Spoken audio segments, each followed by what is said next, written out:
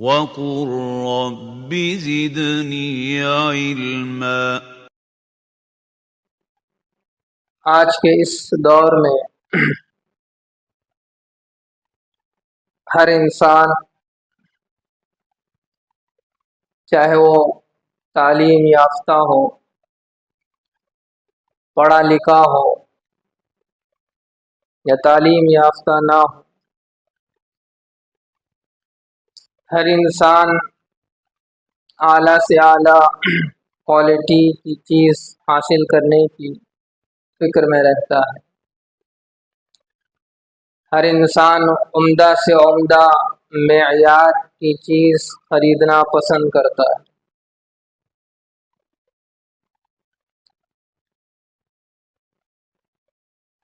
اور وہ یہ سمجھتا ہے، یہ سوچتا ہے،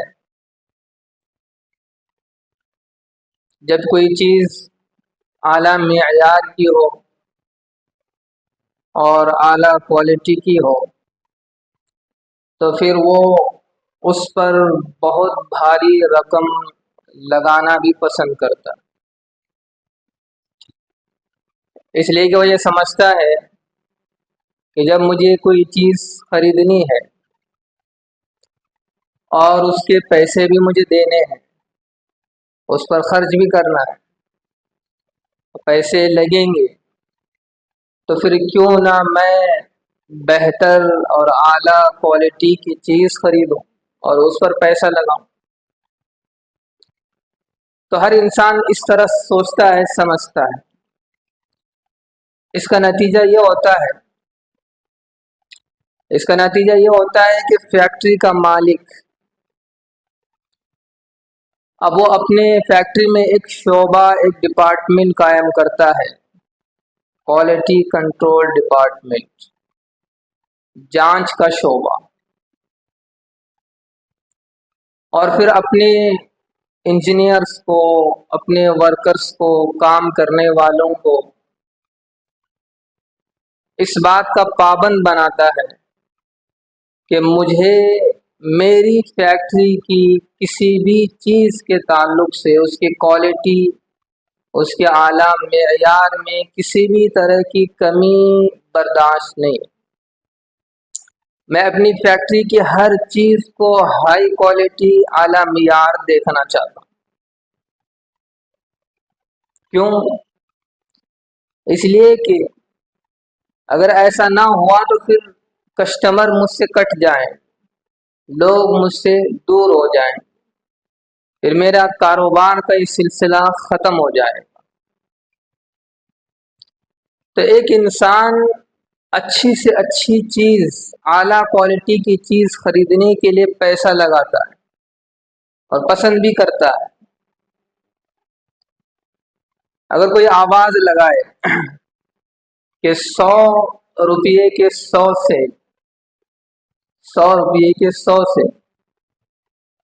اور ان سیبوں میں کچھ خرابی ہو، اگرچہ کہ وہ کھائے جانے کے قابل ہیں، لیکن اس میں کچھ خرابی ہونے کی وجہ سے آدمی سوچتا ہے کہ بھائی میں 100 روپے کے 100 سیب کیوں لوں، اس سے بہتر تو یہ ہے کہ 100 روپے میں بھلے مجھے 4 آ جائیں، 5 آ جائیں، اچھے کوالٹی کے آ جائیں، عمدہ آ جائیں، اس میں ذائقہ ہو، اس میں اعلیٰ کوالٹی ہو۔ تو آدمی 100 کے 100 لینے کے بجائے 100 کے 4 لینے پر تیار ہو جاتا ہے۔ اب یہاں رک کر ایک بات سمجھنی، جب یہ یہاں تک یہ بات سمجھ آ گئی، ایک معمولی سے انسان بھی اتنی سمجھ بوجھ رکھتا ہے، تو اب یہاں رک کر ایک بات یہاں سمجھنی ہے کہ اللہ تعالی، اللہ رب العزت، اللہ نے اپنی مرضی، اپنی خوشنودی، اپنی رضا، اپنی محبت، اپنا پیار اور اپنی قربت اور اپنی جنت ہمیں ہمارے اعمال کے بدلے اللہ پاک دیں گے۔ جب اللہ تعالیٰ اتنی ساری چیزیں ہمیں ہمارے اعمال کے بدلے دیں گے تو پھر اللہ تعالیٰ ہمارے اعمال کی کوالٹی بھی چیک کریں گے، اللہ تعالیٰ ہمارے اعمال کو پرکھیں گے، اعمال کے معیار کو جانچیں گے کہ جب میں خالق و مالک اپنی رضا، اپنی محبت، اپنا قرب، اپنی جنت، یہ ساری چیزیں بندوں کے اعمال پر دے رہا ہوں تو پھر وہ اعمال بھی اس کوالٹی کے ہوں، اعمال میں وہ معیار ہو۔ اللہ کہیں گے کہ بندوں مجھے تمہارے اعمال دکھاؤ، مجھے تمہارے اعمال دکھاؤ۔ اگر اعمال میں کوالٹی ہے، اعمال میں وہ معیار ہے، اعمال میں وہ خلوص و محبت ہے تو پھر میری جنت تمہاری منتظر ہے، میرا قرب تمہارا منتظر ہے، میرا پیار تمہارا منتظر ہے، میری محبت تمہاری منتظر ہے، میری خوشندی تمہاری منتظر ہے، میری رضا تمہاری منتظر ہے۔ اعمال دکھاؤ، اس لیے کہ یہ جو سودا ہو رہا ہے وہ اعمال کی بنیاد پر ہو رہا ہے کہ اللہ پاک جنت، خوشندی، محبت، پیار، یہ سب ہمارے اعمال پر دے رہے ہیں۔ تو اللہ کہیں گے میرے بندو اعمال دکھاؤ۔ اس لیے اللہ پاک نے فرمایا خلق الموت والحیات، کہ میں نے زندگی اور موت کو پیدا کیا، زندگی اور موت کا نظام، یہ جو ہر انسان کے پیچھے زندگی اور موت کا نظام لگا ہوا ہے۔ کسی شاعر نے کہا کہ لے آئی قضا آئے، لے چلی قضا چلے، نہ اپنے مرضی آئے نہ اپنے مرضی چلے۔ یہ اللہ کا نظام ہے، خلق الموت والحیات۔ تو اللہ یہ سمجھا رہے ہیں کہ ہم نے جو موت اور زندگی کا جو نظام بنایا ہے یہ کیوں ہے؟ لِيَبْلُوَكُمْ أَيُّكُمْ أَحْسَنُ عَمَلًا، اللہ کہہ رہے ہیں کہ بندو یہ نظام اس لیے بنایا ہے کہ میں تمہارے اعمال کو پرکھوں گا، میں تمہارے اعمال کو جانچوں گا کہ تم میں کون سب سے بہتر عمل کر کے آئے گا، کس کے اعمال میں وہ معیار ہوگا، وہ کوالٹی ہوگی کہ جسے میں کہوں کہ یہ جنت تمہاری ہے، میری محبت اب تمہارے لیے ہے، میرا پیار اب تمہارے لیے ہے، میری رضا اب تم سے ہے، میری خوشندی اب تمہارے لیے ہے۔ تو اللہ تعالیٰ اعمال میں معیار کو دیکھیں گے۔ جس طرح آدمی ہر چیز کی کوالٹی کو دیکھتا ہے، چند پیسوں کے عوض وہ اچھی سے اچھی کوالٹی کو خریدنا چاہتا ہے، تو پھر اللہ پاک اتنا بڑا سودا ہم سے کر رہے ہیں تو پھر وہ ہمارے اعمال کو کیوں نہیں دیکھیں، وہ ہمارے اعمال کو کیوں نہیں پرکھیں؟ تو یہاں دو چیزیں ہیں اور وہ دونوں اللہ کو مطلوب ہیں، دو چیزیں دونوں اللہ کو مطلوب۔ پہلی چیز ہے کوانٹیٹی، مقدار، اور دوسری چیز ہے کوالٹی، معیار۔ یہ دونوں اللہ کو مطلوب ہے۔ کہیں اگر کمی پیشی ہو رہی ہے تو پھر اس کی کوئی گنجائش نہیں، مقدار بھی ٹھیک ٹھاک ہو اور معیار بھی ٹھیک ٹھاک ہو۔ مقدار، اللہ نے کہا کہ 5 وقت کی نماز پڑھنی ہے، یہ مقدار طے ہے۔ اب اگر کوئی کہے کہ نہیں بس مجھ سے 3 ہو سکتی ہے، 4 ہو سکتی ہے، 2 میں پڑھ سکتا ہوں، 2 مجھ سے ہو نہیں سکیں گی، اس کی کوئی گنجائش نہیں ہے، اس میں کوئی رعایت نہیں۔ جو مقدار اللہ نے رکھی ہے اس کو پورا کرنا ہے۔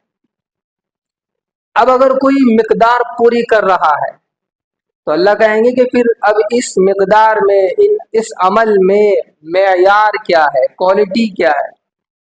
یہ نمازیں پھر اس میں یہ کوالٹی ہوگی، یہ نمازیں میری یاد کے ساتھ ہوں، میری یاد کے ساتھ ہوں۔ नबी अलैहिस्सलाम फरमाते हैं कि जब कोई बंदा नमाज पढ़ता है और नमाज में वो दुनिया की सोचों में गुम हो जाता है, दुनिया के ख्यालों में वो खो जाता है, तो फिर नबी अलैहिस्सलाम फरमाते हैं कि फिर ये नमाज फटे कपड़े की तरह उस बंदे के चेहरे पर मार दी जाती है। अब देखिए, अमल तो है, बंदा नमाज पढ़ रहा है, अमल है, लेकिन क्वालिटी से खाली, मेयार से खाली है। नबी अलैहिस्सलाम ने फरमाया कि कितने रोजेदार ऐसे हैं जो रोजा रखते हैं और सारा दिन भूखे और प्यासे गुजार देते हैं। नबी अलैहिस्सलाम फरमाते हैं कि उन्हें भूखा और प्यासा रहने के सिवा कुछ हासिल नहीं होगा। क्यों? अमल है लेकिन वो क्वालिटी नहीं है, अमल में वो मेयार नहीं है जो अल्लाह चाहते हैं। तो दोनों चीजें मतलूब है, मिकदार भी हो और मेयार भी हो। तो तब अल्लाह कहेंगे कि मेरे बंदों, मैं तुम्हारे आमाल के मेयार को देखूंगा, तुम्हारे आमाल की क्वालिटी को देखूंगा। अगर वो ठीक ठाक है, वो आमाल उस मेयार पर और उस क्वालिटी पर है, तो फिर जन्नत तुम्हारी है, मेरी मोहब्बत तुम्हारी है, मेरा प्यार तुम्हारे लिए है, मेरी रहमत तुम्हारे लिए है, मेरी रजा, मेरी खुशनुदी, ये सब कुछ तुम्हारे।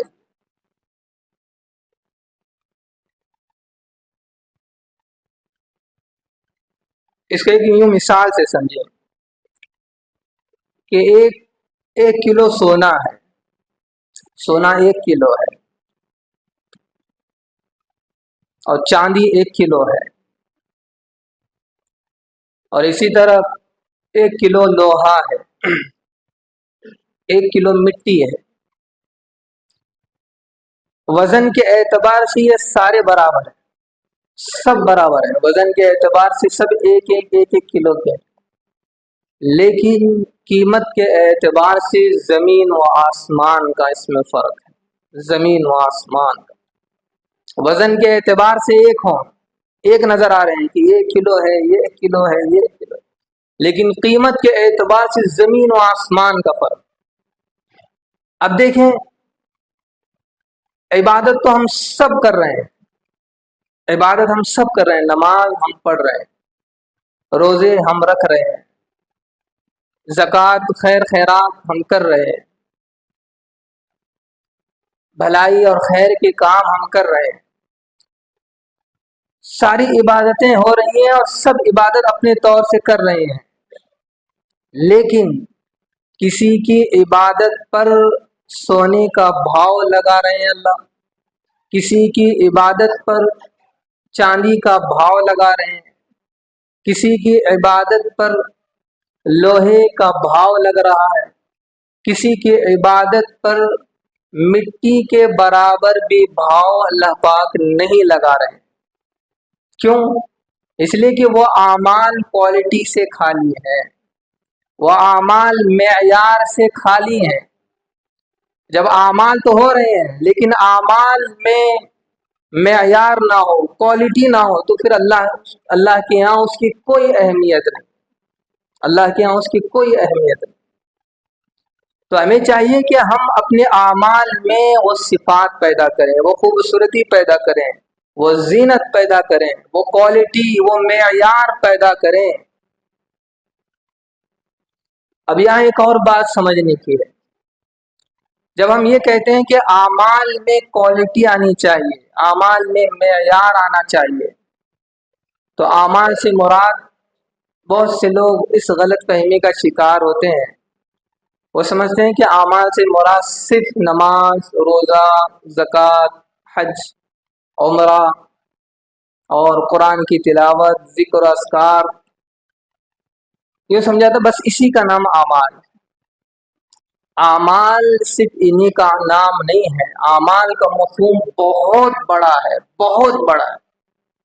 यूँ समझें कि इंसान की जिंदगी में हर उठने वाला कदम ये आमाल में शामिल है। इंसान की जिंदगी में हर उठने वाला कदम, چاہے ہم اس عمل کو دنیاوی عمل سمجھ رہے ہوں یا دینی عمل سمجھ رہے ہوں، یہ اعمال میں داخل ہے۔ ان تمام اعمال کی کوالٹی اور اس کے معیار کو ہمیں درست کرنا ہوگا، تب اللہ کے ہاں وہ عمل مقبول ہوگا، قابل قبول ہوگا۔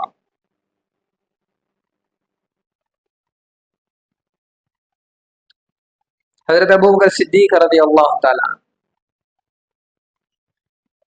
ابوبکر صدیق فرماتے ہیں کہ 7 چیزوں کی زینت 7 چیزوں میں ہے۔ 7 چیزوں کی زینت اللہ نے 7 چیزوں میں رکھی۔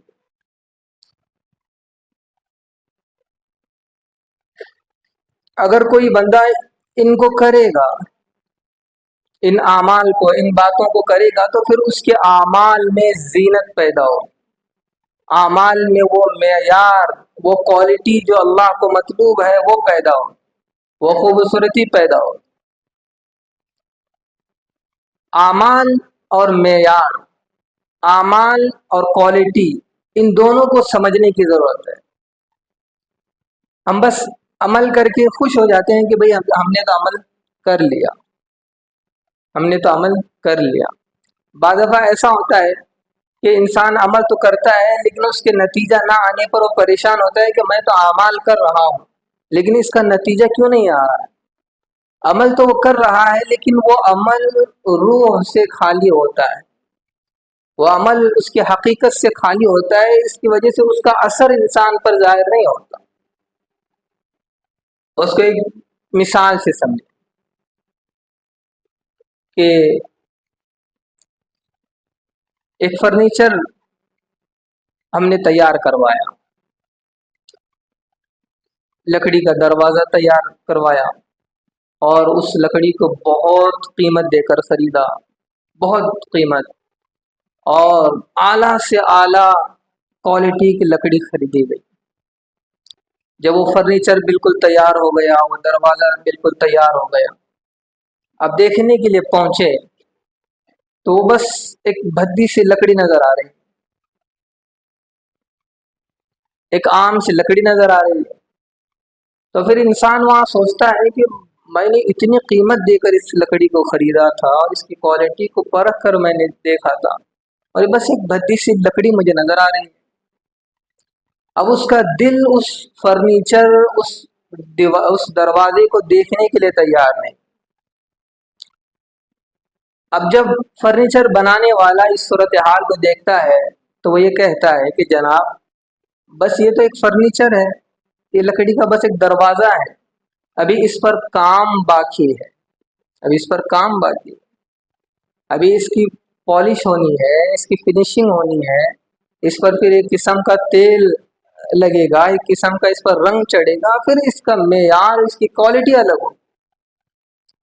اب جب دیکھیں وہ فرنیچر بنانے والا اس کو پالش کرتا ہے، اس پر فنیشنگ کرتا ہے اور وہ ایک تیل اس پر ایک رنگ چڑھاتا ہے، تو پھر اب اس فرنیچر اور اس دروازے کی شکل و صورت ہی بدل جاتی، اور وہ اتنا خوبصورت نظر آتا ہے کہ ہر کسی کی نگاہ بس اسی پر ٹکی ہوئی ہوتی، وہ ہر کسی کی نگاہ کو اور توجہ کو اپنی طرف کھینچتا ہے۔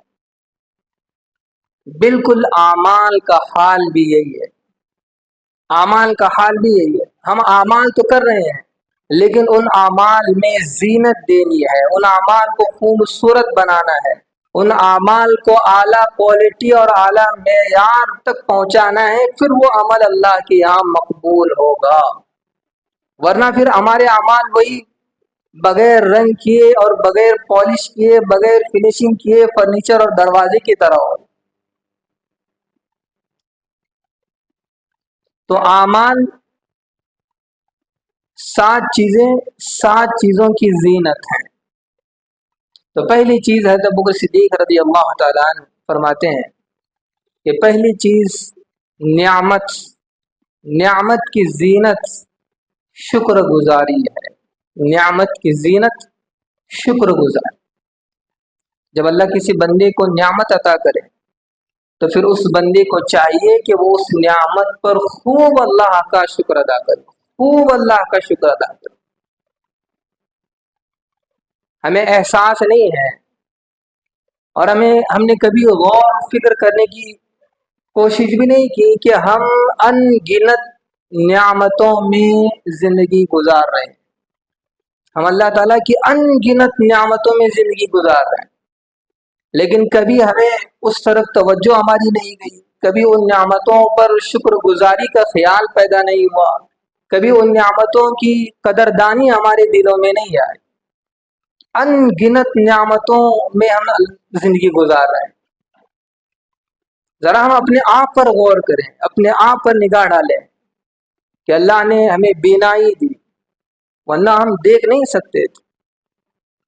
اللہ نے گویائی ہمیں دی، ورنہ ہم گونگے تھے. اللہ نے سننے کی طاقت دی، ورنہ ہم بہرے تھے. اللہ نے ہمیں مال دیا، ورنہ ہم تو فقیر تھے. اللہ نے کھانے کے لیے 2 وقت ہی صحیح کھانے کا انتظام اللہ نے فرمایا، ورنہ اس کھانے کے لیے، اس بھوک کو مٹھانے کے لیے انسان کو نہ جانے کتنے در پھرنا پڑتا تھا، کبھی ان کے در، کبھی ان کے در، کبھی در بدر. اللہ نے عقل دی، اگر اللہ پاک عقل نہ دیتے تو ہم پاگل تھے.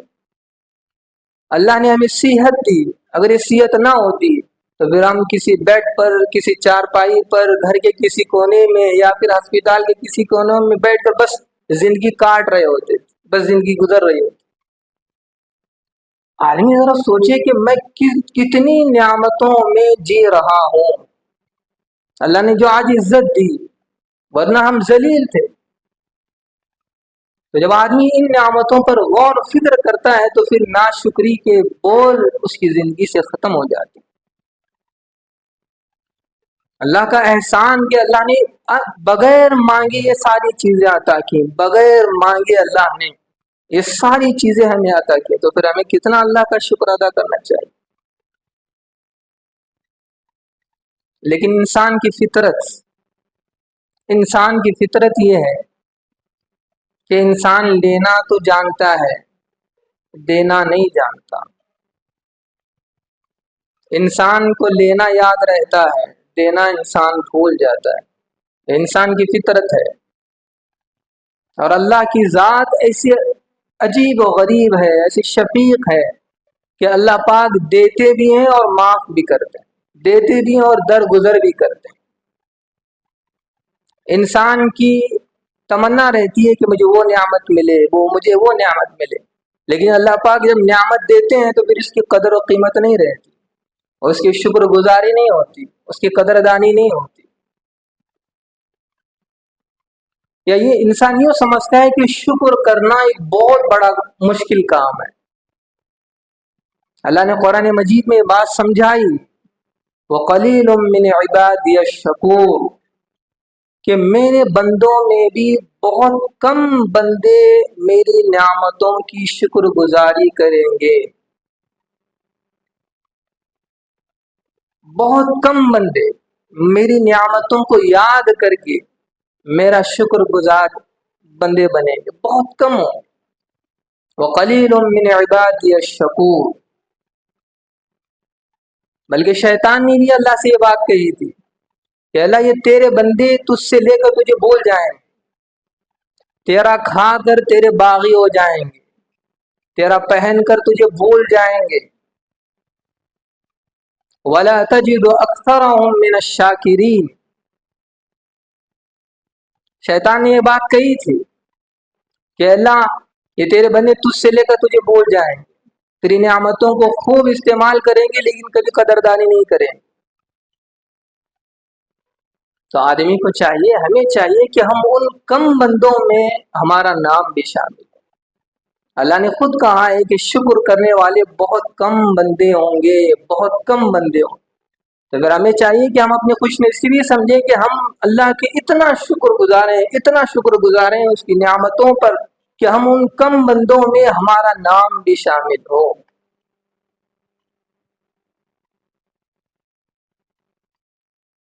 بہت سے ایسے بندے جو ہوتے ہیں کہ اللہ پاک نے انہیں بہت نوازا ہوتا ہے، بہت نوازا، اس کے باوجود بھی ان کی زبان شکر سے عاجز رہتی ہے.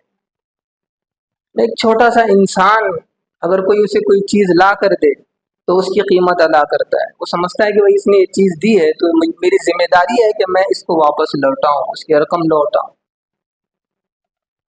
اب ذرا ہم غور کریں کہ اللہ پاک نے ہمیں صحت دی اور دسترخوان پر طرح طرح کے کھانے سجوا دیے، اور ہم کھا کر بس یوں ہی اٹھ جاتے ہیں. نہ کھانے سے پہلے کی دعا ہمیں یاد رہتی ہے، نہ کھانے کے درمیان کی دعا ہمیں یاد رہتی ہے، نہ کھانا کھانے کے بعد کی دعا ہمیں یاد رہتی ہے. یہ تو ناشکری ہے. اللہ نے چھت کے نیچے دسترخوان سجایا ہوا اور بغیر کسی مشکل کے اللہ نے ہمارے لیے کھانے کا انتظام کیا، اور ہم نے حق یہ ادا کیا کہ اس کی شکر گزاری نہیں کی. یہی تو ناشکری ہے کہ ہم نے کھانا کھا لیا لیکن اللہ کا شکر ادا نہیں کیا، نہ کھانے سے پہلے کی دعا پڑھی. اور اللہ کی مہربانی دیکھیں، اللہ نے کتنی چھوٹ دی. اللہ نے یہ کہا کہ اگر تم کھانے سے پہلے کی دعا بھول جاؤ، کسی وجہ سے تم نہ پڑھو، تو درمیان کی دعا بھی اللہ نے رکھی کہ اگر شروع میں دعا بھول جاؤ تو پھر یہ دعا پڑھو، بسم اللہ اول و آخر. اور ہمارا حال یہ ہے کہ نہ شروع کی دعا، نہ درمیان کی دعا، نہ آخر کی دعا. جب اللہ رزق عطا کرنے پر بندہ رزق کی ناقدری کرتا ہے اور اس کے شکر بجا نہیں لاتا، جب اللہ پاک رزق کو چھین لیتے ہیں یا پھر تنگ کرتے ہیں تو پھر شکایتیں رہتی ہیں کہ بھئی میرا رزق تنگ ہے، رزق کے لیے میں بہت ہاتھ پیر مار رہا ہوں. تو جب اللہ پاک نعمتیں عطا کریں تو انہیں چاہیے کہ خوب اللہ کا شکر ادا کریں. بہت سے ایسے لوگ بھی ہوتے ہیں کہ جنہیں اللہ پاک نے بہت دیا ہوا ہوتا ہے، اتنا دیا ہوا ہوتا ہے کہ ان کی فیملی اور پھر ان کا اپنا خاندان اور اس کے علاوہ وہ کئی خاندانوں کے خرچ کو برداشت کر سکتے ہیں، اتنا اللہ پاک نے دیا ہوا ہوتا ہے. اور جب ان سے پوچھو کہ کیا حال ہے، کیا چل رہا ہے، تو کہتے ہیں کہ بس گزارا چل رہا ہے، بس گزارا چل رہا ہے. یہ ناشکری کے بول اللہ کو سخت ناپسندیدہ ہے. اللہ کو شکر کے بول پسند ہے. اسے تو یہ کہنا چاہیے تھا، ویسے تو یہ کہنا چاہیے تھا کہ بھائی میں قربان جاؤں اللہ پر، میں قربان جاؤں اللہ پر، اللہ نے میری اوقات سے بڑھ کر مجھے دیا، میں تو اس کا اہل نہیں تھا، نہ میرے اعمال اس کا تقاضا کرتے تھے. یہ بول ہونے چاہیے انسان. تو اصول یہ ہے کہ جب بندہ جتنا اللہ کا شکر ادا کرتا ہے اس پر اللہ پاک اس نعمت کی حفاظت بھی فرماتے ہیں، اس نعمت میں ترقی بھی عطا کرتے ہیں. اور جب ناشکری کے الفاظ نکلتے ہیں تو پھر اللہ پاک اس نعمت کو چھینتے ہیں. اس وقت نہیں چھینتے، ایسے وقت چھینتے ہیں جب اسے زندگی میں سب سے زیادہ اس چیز کی ضرورت ہوتی.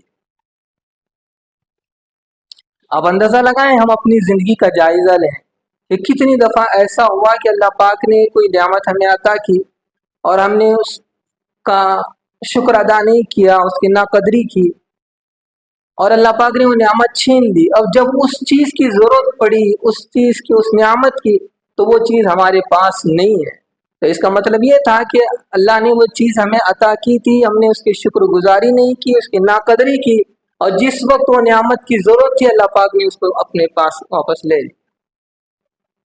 اس کا مطلب یہ ہے کہ ناشکری کی علامت ہے.